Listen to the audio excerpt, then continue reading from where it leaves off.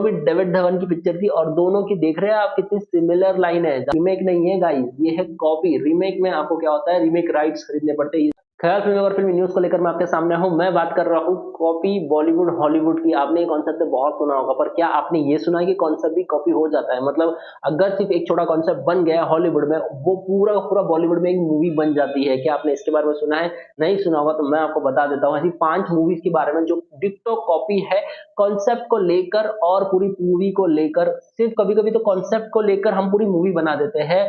हालांकि हम इंडियंस हमेशा सिमिलर काम करने में, अडैप्ट काम करने में बहुत ही माहिर होते हैं, तो यहाँ पे मूवी के बारे में क्यों नहीं। तो शुरुआत करते हैं। 5 मूवीज के बारे में बता रहा हूँ मैं आपको जो कि डिट्टो कॉपी तो है, पर कुछ कुछ मूवी के कॉन्सेप्ट भी कॉपी है और तुरंत ही अगले साल हमने एक मूवी बना दी है उसके ऊपर। शुरुआत कर रहा हूँ मैं, पहली बात कर रहा हूँ एंगर मैनेजमेंट की। एंगर मैनेजमेंट की कॉन्सेप्ट था 2003 में ये मूवी आई थी। 2003 में ये मूवी आई थी एंगर मैनेजमेंट, और अगले ही साल 2004 में एक मूवी आई थी जहां पे सलमान खान अपने एंगर को कंट्रोल करते हुए नजर आए थे। ये कॉन्सेप्ट के ऊपर पूरी एक लव स्टोरी बना दी थी। पिक्चर का नाम था मुझसे शादी करोगी।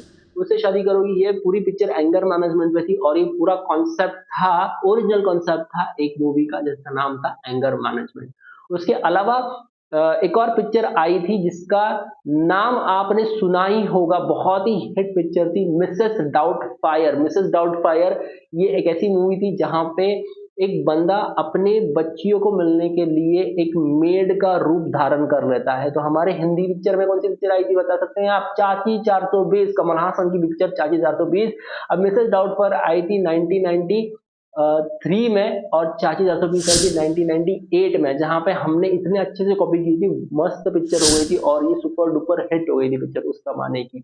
उसके अलावा आई सी यू, ये अर्जुन रामपाल की एक मूवी थी। एक मूवी आई थी उससे पहले हॉलीवुड में, just like heaven. Just like heaven ये पिक्चर आई थी 2005 में और हमने कॉपी किया अगले साल, मतलब नेक्स्ट ईयर ही हमने कॉपी कर लिया 2006 में। आईसीयू अर्जुन रामपाल की मूवी थी जो कि डिट्टो कॉपी थी। उसके अलावा एक और मूवी आई थी three man and a baby. Three man and a baby हम कहते हैं कि बेबी डे आउट की हे बेबी कॉपी है, नहीं। Three man and a baby ये एक ऐसी पिक्चर है जहां पे डिट्टो कॉपी किया था कॉन्सेप्ट हे बेबी में, जहां पे 3 लोग होते हैं, 3 लड़के होते हैं जिनको ये नहीं पता होता कि ये बेबी किसका है। तो ये पूरा कॉपी था। हालांकि बेबीज डे आउट से भी इसको थोड़ा सिमिलर माना जाता है, पर नहीं, बेबीज डे आउट इसकी कॉपी नहीं, three man and a baby की कॉपी है हे बेबी जो आपने देखी है हिंदी में।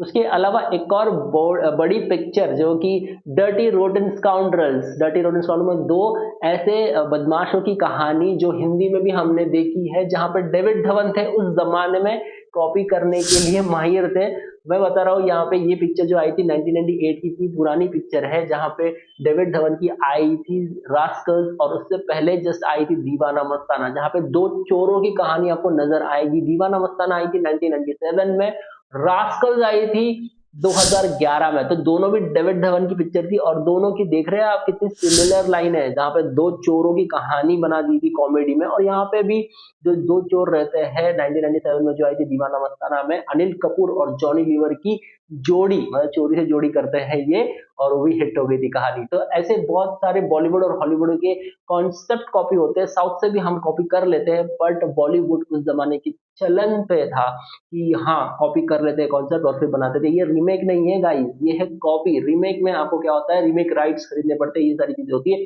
बट यहाँ पे कंप्लीट ये कॉपी है। इसके अलावा आपको कुछ इन्फॉर्मेशन जाननी है तो प्लीज मेरे चैनल पे कमेंट कीजिएगा, मेरे वीडियोस पे कमेंट कीजिएगा, सब्सक्राइब कीजिएगा। धन्यवाद। और इससे मुझे एनर्जी मिलेगी, मैं और भी बेहतरीन इन्फॉर्मेशन वीडियोस आप तक पहुंचाऊंगा। मेरा नाम अविनाश है, साइनिंग ऑफ।